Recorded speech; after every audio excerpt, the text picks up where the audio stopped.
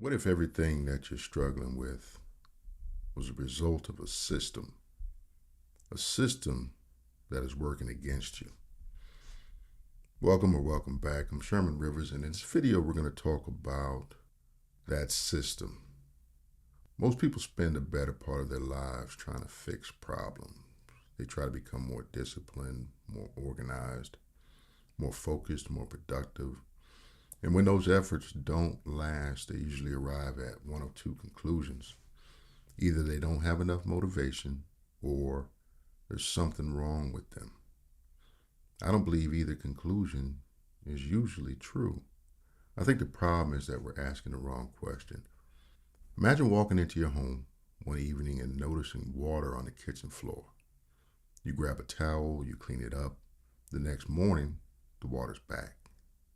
So you clean it again. A few days later, the same thing happens. Eventually, you stop asking, how do I clean up this faster? You begin asking, where is the water coming from? Because once you find the source, the puddle is no longer the mystery. It's the symptom.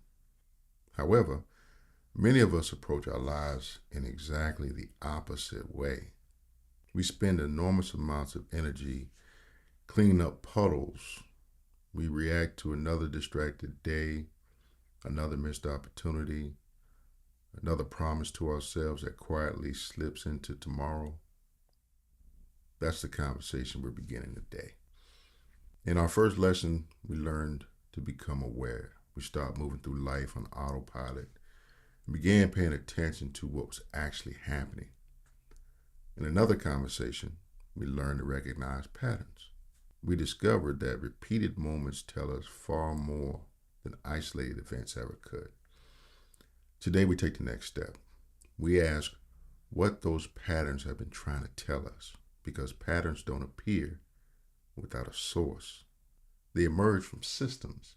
Every recurring result has something quietly producing it. Every habit has an environment that either supports it or weakens it. Every routine exists within a structure that makes certain behaviors easier and others more difficult. That's true whether we're talking about finances, our health, our relationships, or the way we manage our attention each day. Systems are constantly shaping outcomes, whether we design them intentionally or simply drifted into them over time. The remarkable thing is that most of these systems remain invisible until we begin looking for them. We notice the frustration, we notice the distraction, we notice the repeated outcome, but we rarely stop long enough to ask, what system keeps producing this? And by the way, what if there was a course that could help you answer the question sooner rather than later? And what if that course was absolutely free? Now, if that sounds like something you're open to, click the link in the description or the first comment and check out the free SRS Community. You'll find that course inside. So, again, what system keeps producing this?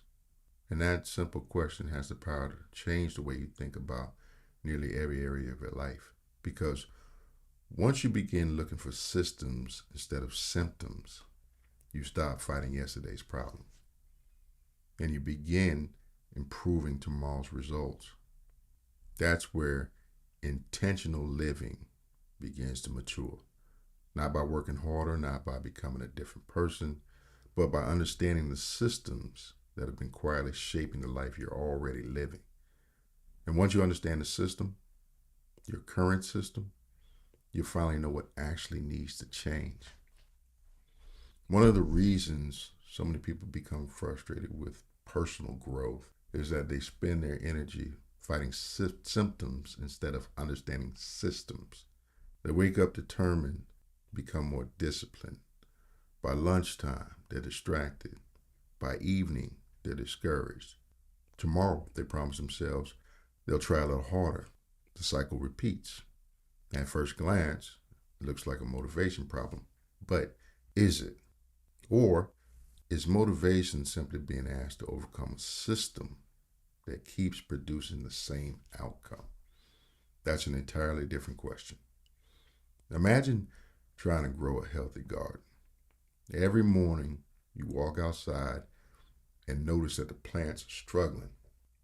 Some are with it, others never seem to grow. You could spend every day trimming leaves and pulling weeds, but eventually you begin asking a much better question. What kind of soil are these plants growing in? Because healthy growth has never been determined by the leaves alone. It's determined by the environment supporting them. Our lives work much the same way. The behaviors we see are often the visible part of a much larger system. A missed workout may not be about laziness. It may be the predictable result of a schedule that leaves no room for recovery. Constant distraction may not be caused by a lack of discipline. It may be the natural outcome of an environment designed to interrupt your attention every few minutes. Repeated financial stress may not begin with income. It may begin with patterns of decision making that have quietly become routine. That's why systems matter. They explain what isolated moments never can. Most people become emotionally attached to the symptom. They spend years asking, why can't I stay focused? Why can't I stay organized? Why do I always end up back here? Those questions usually produce frustration because they focused on the visible result rather than the invisible structure. The Sherman River System, or SRS, encourages a different approach. Instead of asking, why did this happen again? We'd ask, what kind of system would naturally produce this result? Notice the difference. The first question looks backward, the second begins looking beneath the surface. That's where a meaningful understanding begins. Think about the routines that shape our ordinary weekday. The time you wake up, the first thing you reach for, the way you begin your work, the people you interact with, the environment surrounding you, the interruptions you accept without questioning. Individually, none of those decisions seems particularly significant. Together, they create the operating system of your life. And operating systems are remarkably consistent. They produce tomorrow much the same way they produced yesterday, unless something changes. And that's why understanding your current system is so valuable. It shifts your attention away from blaming yourself and toward examining the structures you've been living inside. Some of those structures are intentionally created, others developed gradually. Some were inherited from your family. Others emerged from your workplace, your environment, your daily routines. None of that makes you powerless. It simply gives you a more accurate explanation for the results that you're experiencing. And accurate explanations are incredibly freeing because once you understand the system, you stop fighting isolated battles. You begin improving the conditions that produce better outcomes naturally. Essentially, you're not fighting a battle, you're fighting a war. That's one of the greatest shifts in thinking that the Sherman River System offers. Stop asking how to become better at managing symptoms. Start asking how to build better systems. Because every recurring result is evidence of a recurring system. And once you understand the system, you can finally begin redesigning the life it produces.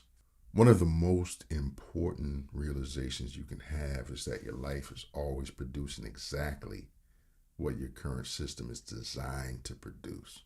Now, that statement can feel unsettling at first, not because it means that every circumstance is within your control.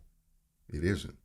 Life will always include unexpected events, unexpected losses, unexpected opportunities, unexpected challenges. But while we cannot control everything that happens to us, we can become increasingly aware of the systems through which we respond to those events.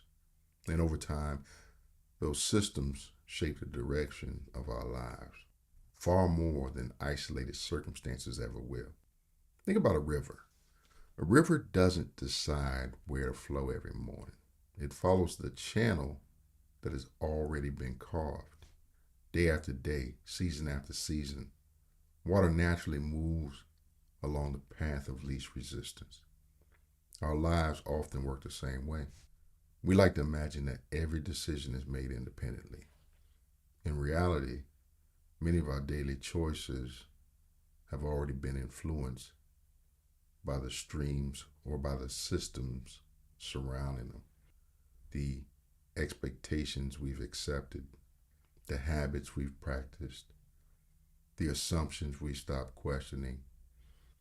These things quietly create channels through which our attention, our energy, and our behavior naturally flow. That's why systems are so powerful. They don't force our decisions, they influence the decisions that feel easiest to make. This is one of the reasons that lasting change is often misunderstood. Many people believe change begins with greater effort. Try harder, wake up earlier, be more disciplined, stay more motivated. Those suggestions aren't necessarily wrong, they're just simply incomplete. It's kind of like turning a big ship. We just apply more power. But when we think about it, there's probably other ways to get it done because effort alone rarely overcomes a system that keeps encouraging the opposite behavior. Imagine placing a healthy meal on one side of a room and a table covered with your favorite desserts on the other. Now, imagine asking someone to make the healthy choice every single day. Some people will for a while, but what if you simply redesign the environment so that the healthy choice becomes the obvious choice? Suddenly, discipline isn't carrying the entire burden. The system is helping. That's a profound shift in thinking. The SRS is built on the belief that intentional living becomes more sustainable when your environment, your routines, your daily practices begin working with you instead of against you. That doesn't eliminate the need for discipline. It gives discipline somewhere to live. Effort may help you begin, but a well-designed system helps you continue. That's the difference between occasional success and lasting consistency. The goal isn't to rely on extraordinary willpower every day. It's to build an environment that repeatedly supports the person you're becoming. And consistency is what gradually transforms the direction of a life. Perhaps that's why so many extraordinary achievements appear effortless from the outside. We're often seeing the result of a well-designed systems rather than extraordinary willpower. The musician doesn't become exceptional because of one long practice session. The writer doesn't produce a book because of one inspired afternoon, usually. The healthy marriage isn't built by one meaningful conversation. Each is the product of countless small actions supported by systems that make those actions repeatable. And that realization is actually deeply encouraging. It means you don't have to rely on becoming a different person every morning. You need to become someone who builds a better system because systems quietly shape habits. Habits quietly shape character. Character quietly shapes destiny. And that's why this lesson is so important. Before you attempt to redesign your life, take the time to understand the system that's already designing it. Because once you understand the system, you begin seeing possibilities that frustration could never reveal. And that's where intentional change truly begins. There comes a point in every journey of personal growth when you realize that effort alone is not enough. You've read the books, you've watched the videos, you've made the promises, you've started over more times than you care to admit, and yet certain results continue returning. Not because you don't care, not because you're incapable, but because you're still asking effort to solve what is fundamentally a systems problem. That's why this lesson is so practical. It shifts your attention from behavior to design. Instead of asking, how can I force myself to do better tomorrow? Ask, what kind of system will naturally help me make a better decision tomorrow? Those are very different questions. Imagine walking into your office each morning. Your desk is cluttered. Your phone immediately lights up with notifications. Your email is already demanding your attention. Your most important work is buried beneath 10 smaller tasks. By the time you've been sitting there for 15 minutes, your day is no longer following your priorities. It's following your environment. Now, imagine a different system. The night before, your workspace has been prepared. Your most important task is already identified. Your phone remains out of reach. Your calendar protects the first hour of your day for meaningful work. Nothing about your personality has changed overnight. The difference is the system. One environment quietly encourages distraction. The other quietly encourages focus. That's the power of systems. They influence what becomes easy. They influence what becomes difficult. And over time, what is easy tends to become habitual. And then this principle extends far beyond productivity. If healthy food is always available, healthy eating becomes easier. If meaningful conversations become part of your weekly rhythm, relationships naturally deepen.